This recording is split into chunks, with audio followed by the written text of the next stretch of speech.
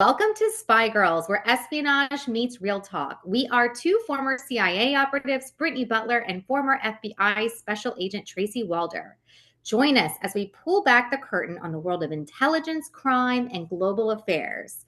Thank you so much for joining us today. I am personally so excited because we are talking to one of my favorite authors, Katherine Reay. I'm going to give a brief little bio of her and then introduce her. Katherine Reay is a best-selling and award-winning author known for her emotionally resonant novels that blend history, literature, and strong female protagonists. With a background in history and a deep love of classic literature, Katherine has carved out a unique space in historical and contemporary fiction. Her works including Dear Mr. Knightley, The London House, The Printed Letter Bookshop, and A Shadow in Moscow explore identity, legacy, and the quiet courage of women navigating extraordinary circumstances. Katherine, welcome. Thank you so much for joining us today. I am so excited to be here. Thank you both. This is so much fun. Yes, and you have a new book coming out, I right? do. I Oh my do. God, And tell us. after three books dealing with spies, it's my first one, not. But I found that forgers and spies in this world of shadows are not that dissimilar, especially if you put them back in town without all the cool gadgets. But it is a 1973 art forgery, and I call it a caper because there is a lot of fun stuff in it. But as you said, it's really an emotionally resonant sort of coming of age story of a young woman, Lily Summers. She is 26. She is the assistant keeper at the Tate Gallery for a huge Picasso exhibition. She walks up to a painting and she declares that's a forgery. International scandal ensues, and she better figure out who's responsible before she's framed for the crime. So there you go. Ooh, Ooh, I I love love it. that. This is reminding me a little bit of like Daniel Silva art forgery, like I'm a for fans of huge fan of Gabriel Alon. I'll yeah, Gabrielle admit. Bond type of spy thriller, if you will, but like the female version, which I Yeah, love. I yeah. love. Yeah. So you've written both contemporary and historical fiction. Do you approach these differently? And how, like, what's your research process like? Do you like cut yourself off at a certain point with research and you're like, okay, now it's time to write the book? What does that process look like to you? I don't approach it differently in that I do an immersion first. I need to be able to live within that world, whether it's contemporary or historical. In fact, quick side story, for one of my books, I have an insurance restorer, and I got access to the Vatican Restoration Labs in Rome. So I'm down there in the restoration labs, and that's for contemporary story. And one of the scientists comes up to me and says, Daniel Silva was here yesterday. Are you just like Daniel? And I was like, yes, I am. Oh Just my like him. gosh, I love He's so that. fun. So That's that's my little tiny, yeah, as close as I've been. But I anyway, so that's that immersive like dive into the world. For this book, I did a ton of research about, where London was coming out of the 60s, coming into the early 70s, what Picasso was in the 20th century, because there's a little distance now. I don't think we really understand. He was the biggest thing. He was the most famous, the most forged. Every museum, when he died, wanted to commemorate him and were racing to do so. So I needed to understand that world. I needed to understand the insurance world. When you have a painting stolen or forged, you have an investigation. So yeah. what does that mean? And so it was, once I got the world, then I could put characters within it. And then the Mm, research never really ends, but I try to keep it really story focused so mhm, that it's sort of like an iceberg, so that I've got that 90% beneath the surface, but mhm, the reader will believe that 10% I put in because its mhm. foundation is strong. So it's kind of Yeah, how I think about it. I love that. I Yeah. love that analogy. Now, when I write, I don't know if this happens to you, I kind of get so immersed in that world that I'm building that almost feels more real than my real life. Um, Oh, does yeah. that ever happen to you? Like where you're just like you're escaping? So for me, I have three small young boys at home. And so when I sit down on my computer, it's like an escape. It's like Yeah. I'm going to do this to relax. I'm going to immerse myself into this story, into these characters. Yeah. Um, yeah, what's that like for you? Like, and what does your process look like? Do you have to be in the quiet? Do you write Yeah. in coffee shops? Like, what? How do you write? So it's interesting when my kids were your kids' ages, you Yeah. were absolutely right. It was not only a relaxing experience, but it actually was really intense. I had a finite period of time because once those three walked back through the door, that was Hmm. over. So Hmm. I really dove in. In fact, I'll tell you a story. Dear Mr. Knightley, she is a young woman, the main character, grows up in the foster care system in Chicago. So she has a really traumatic childhood. Her self-defense mechanism is hiding behind fictional literary characters. And I Mm. got so in that world and that thinking in that world, I walked through a glass grocery store door one day. Just, I was still in that world. Now, it didn't shatter. I just Yeah. popped it off the hinge and the whole thing went swinging out. Yeah. But to your point, you Yeah. can get really into that world, not quite realize you haven't left it. So Right. now it's different. My kids are gone. I find I actually work better with on off, meaning I will dive into the story really intense for a week, and then I'll step away for 3 or 4 days, Mhm. take care of the dogs, finally clean the house, and then dive back in. But my writing process has changed, and it Yeah. definitely changes with each book, which is interesting too. So, Yeah. yeah. Absolutely. Well, if I take off 3 or 4 days of writing, I almost have to go back and reread Oh, everything I'm doing and like I don't know, like re-engage, and then I can start writing yeah. it. Right? It's like you have to like Partly I found I love doing that is the yeah, weird thing. I love going back and refining that bit that came before to then move forward. But yeah, that's different. That's kind of a new, version of how I write. yeah. Yeah. So, for our listeners that are not aware, and Catherine, I don't know if you're aware, Tracy has been part of one of like the number one Netflix show on a TV right now. That it's the Manhunt for Bin Laden, right? Is that the name of it, Tracy?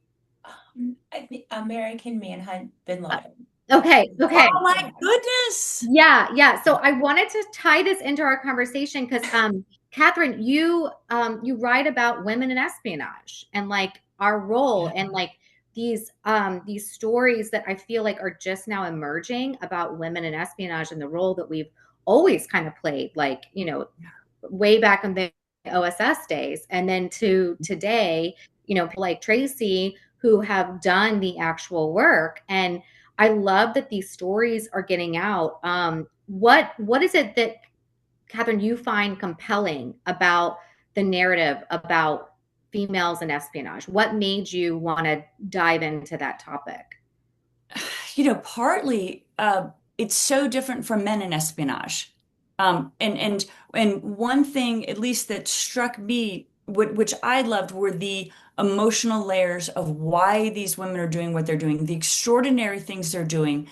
But when I was looking at, and I'm going to say, especially with the Shadow in Moscow, where you have someone in the Soviet Union, obviously fiction, but Hmm. for 30 years, that role she plays, both in high level, amazing international work, but as a mother, Hmm. as a wife, what does that mean for her to straddle these worlds?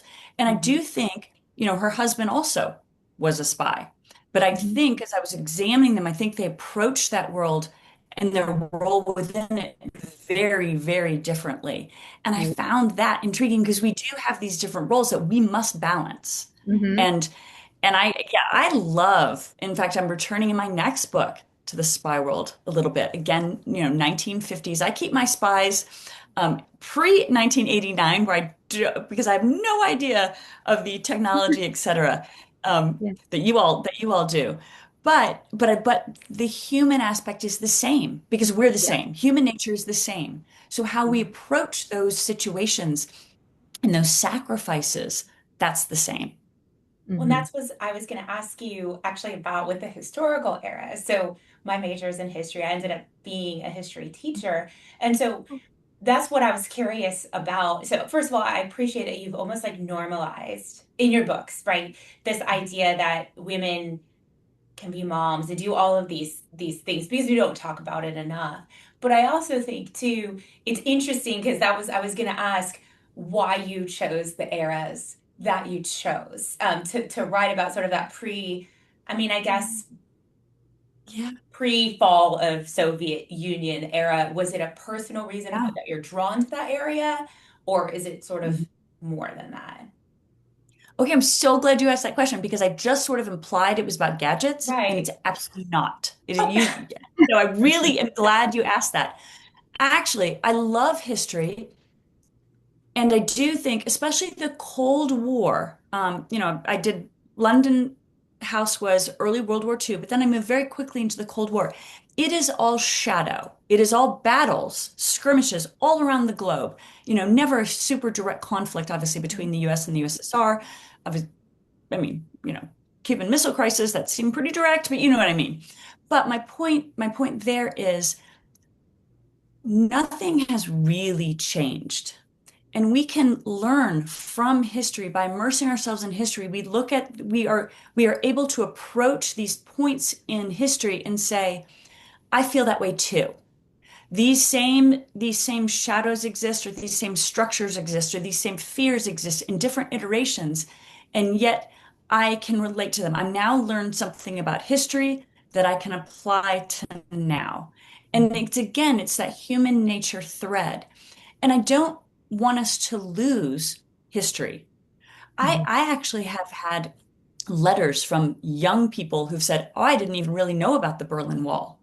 That's an important part of history, and the way sort of we were relating to each other globally during that period, 45 to 91. It's a huge swath of how we think about international politics and people. And so I love that time period because number one, we shouldn't forget it, but number two, it still plays out today. And if we understand our past, we'll understand where we are now. So I that's a love really that. long-winded totally answer. agree. No, I could not love that answer more. I think that's fantastic. Well, and I love that. What I love about your books, Catherine, is like you're learning something about history in an entertaining way. Like, I don't know about all the other people listening, but at the end of the day, the last thing I want to do is open up a history book and like Right. study. So true. Uh-oh. Oh, I think Brittany Gross. Frost, but I agree. I don't want to open up a history book either at the end of the day. Guys, you're breaking my heart. This is very sad. My No, history teacher what I heart is mean is, hurting, Catherine. no, no, no. But what I mean is, the thing is that I actually believe fact is far more interesting than fiction. So when I say at the end of the day, I I don't want agree. to open a history book, I do want to open real history as it applies to a character. Totally agree.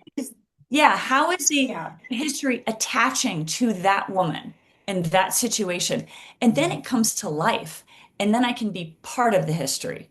Well, and to So, your point, history is really just this conglomeration of facts, right? And if they don't matter and they don't attach right, to something that someone exactly. can relate to, which is probably why y'all don't like the history books, right? You're not feeling this like Yeah, attachment to the Mhm. fact. And right, so Mhm. by what you're writing and how you're writing it, you're creating that right. attachment for the consumer or the obviously the reader in this case. Yeah. And so I think that is so important. But I was just teasing, but my history No, teacher no, I hurt know. a little bit. But it's fine. But I get that because you're right. Once you attach it to an emotion, it becomes our journey too. Right. And And you do a that, beautiful job of that. oh, Yeah. thank you. Thank you. I loved A Shadow in Moscow. If for those listening, definitely. You've written so many books, and I'm so impressed. If there's someone listening that hasn't picked up your books before, what's a good book you think to start with? Mm. To be honest, I would say A Shadow in Moscow or the Berlin Letters. I Yeah. loved writing those books, and I think that comes through in the book. Mhm. A Shadow in Moscow has this twist in the middle that just pulled everything together and just broke my heart. And Mhm. and I just loved it. And I loved those women and their journey. And their voices came to life for me very quickly. And that doesn't always happen. Um, to me, the Berlin Letters, I felt like I was on this race just as Louisa is on a race to save her father. And it just had this propulsive energy in the writing that I also think comes through in the novel.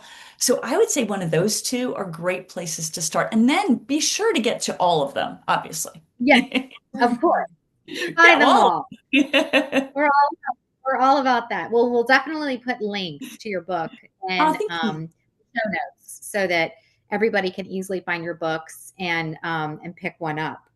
Um, yeah, are there any like historical periods that you'd like to explore next that you haven't tapped into yet? So, so the next one I'm exploring is 1950 Oxfordshire. Um, Okay. and again, pairing that in a split time story with 2026 London. So I'm going back to Oxfordshire and London. And so I guess I am staying in this kind of Cold War era, even though the English masterpiece is not a spy novel. It definitely is within the tensions of 1973, the Cold War Mm, era. So that's where I'm yeah. going next. After that, I may just stay in that swath of history. I don't know where I'll land, say between Mm, 1945 and 1991, but I'm enjoying that period very much. There's so much to explore within there.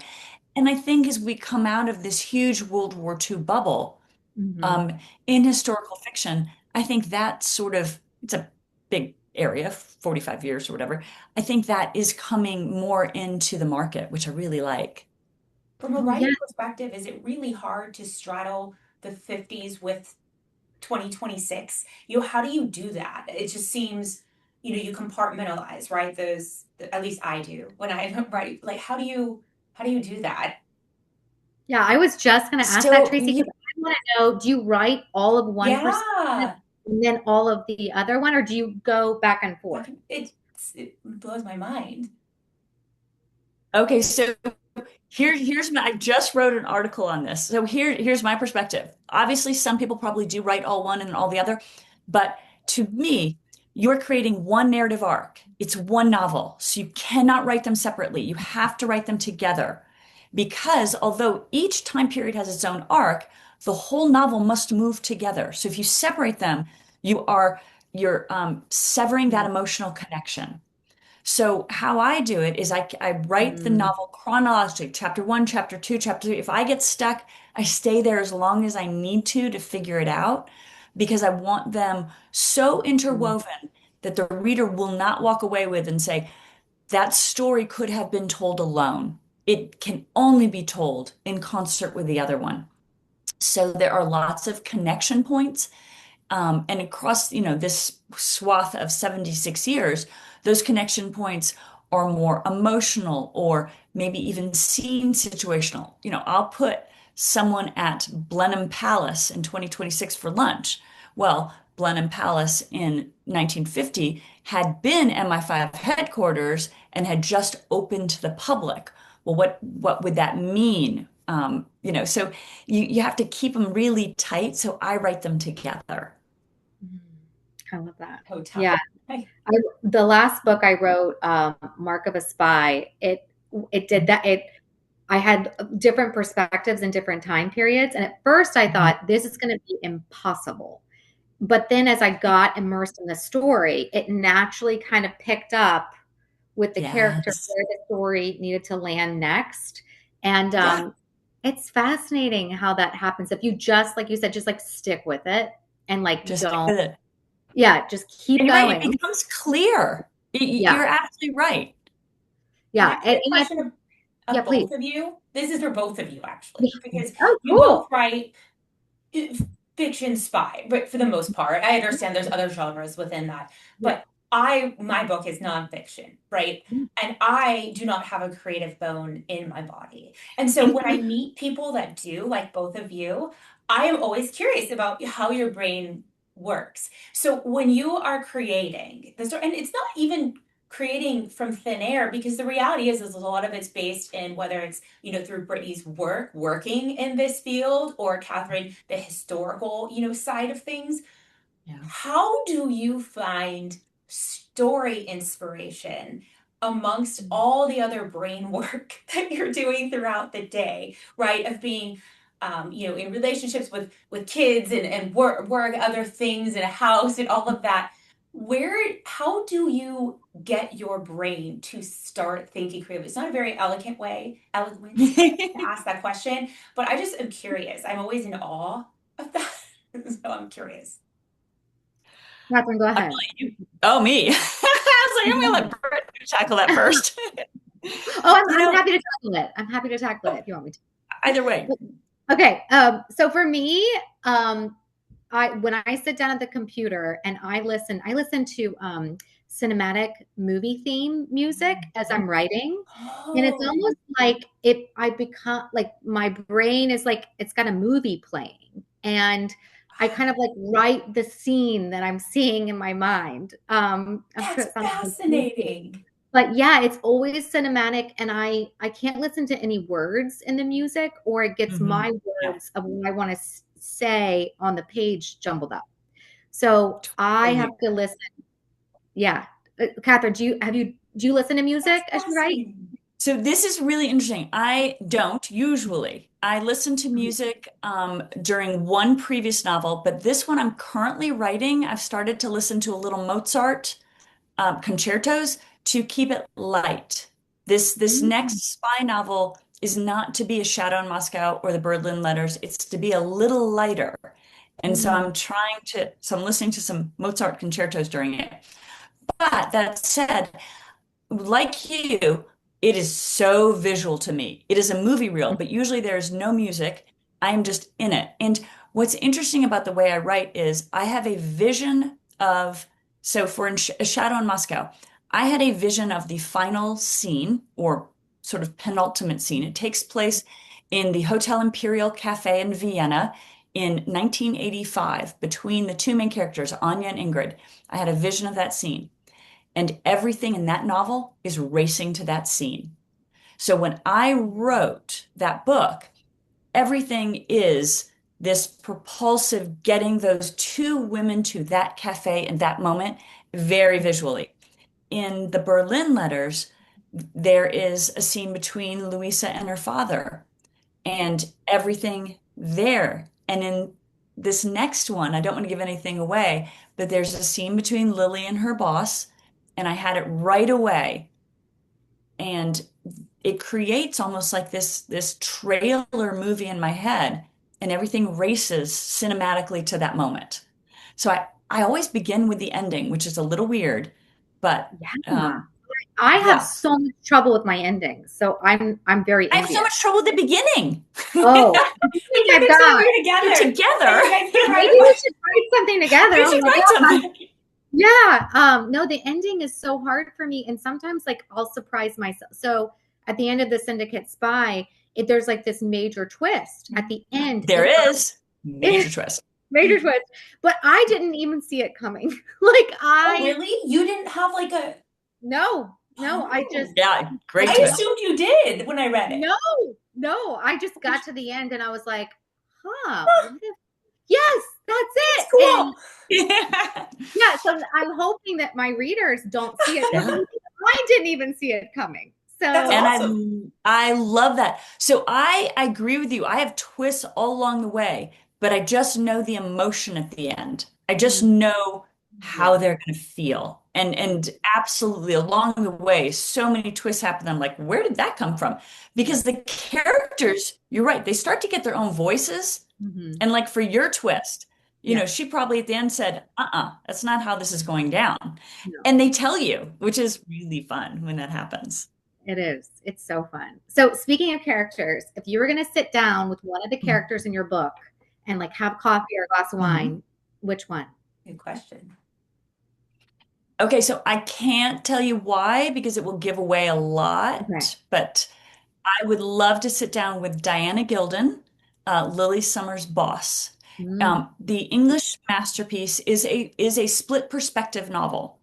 Lily has three-quarters of the novel, but Diana does have one quarter of the novel in her voice because, she is the curator, the keeper of the modern collections, the Tate Gallery. This claim of a forgery in her exhibition can ruin her. So she's mm, got high stakes in this game. I found her to be an incredibly fascinating character. I Mm. loved writing her perspective, which when you read the novel, you'll be like, okay, that's a little strange, but I loved it. So I'd like to sit down with Diana Gilden. That's awesome. So Tracy, do you have any more questions for Katherine? No, but this has been really awesome. I'm so Yeah. envious of the creative process because I'm so bad at it. So it's no, but Let like me, hearing your perspectives, right, on how you get into that, I think for even people who are just starting out in the writing Mhm. world, and the fact that both of you have very different, right? Katherine, you prefer the end point, which is actually how I am.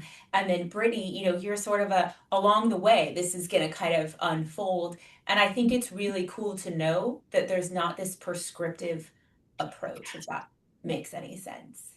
Right. That is so true. Yeah, whenever I talk to writers, the only advice I ever give is keep sitting down and writing. Yeah. You will get better. You will find your process. Don't give up. You can only control sitting down and writing. Right. Because you're right, it's so different. And that's what makes it amazing is the approach and the person and all of that uniqueness creates this story that no one else could write in the way you wrote it. So I agree. Yeah, absolutely. Just sit and do it. That's totally Yeah. great advice. So Katherine, tell us where to find your book, when it releases. I know I have it on pre-order. I'm so Mhm. I excited. just Yay. pre-ordered it as well. Thank you. Yeah. Okay, so yeah, it comes out it comes out June 10th, 2025. So Okay. this is if it's post June 10, it's already out. If it's pre, you can Yeah. definitely still pre-order it. And yeah, it'll be in stores. You can find me on my website, which is just my name, Katherine Reay, smushed together. And I'm on Instagram. And if you find me and follow me on Instagram, you will see the massive number of dogs I seem to have at present, which are very cute, but they Oh, seem to rule the house. So there you I go. love that. I I love do that. too. Well, thank you so much, Katherine, for coming on the show. We're so delighted to have you. And for our listeners, please do make sure you subscribe to our YouTube channel, Spy Girls, and follow us on Instagram. We're going to be having an Instagram page that's going to be completely dedicated to our podcast. So be on the lookout for that. You'll see Tracy and I promoting it on our individual uh, Instagram links. So thank you so much. Everybody have a Thank great day. you. Thanks for Thank tuning in. you.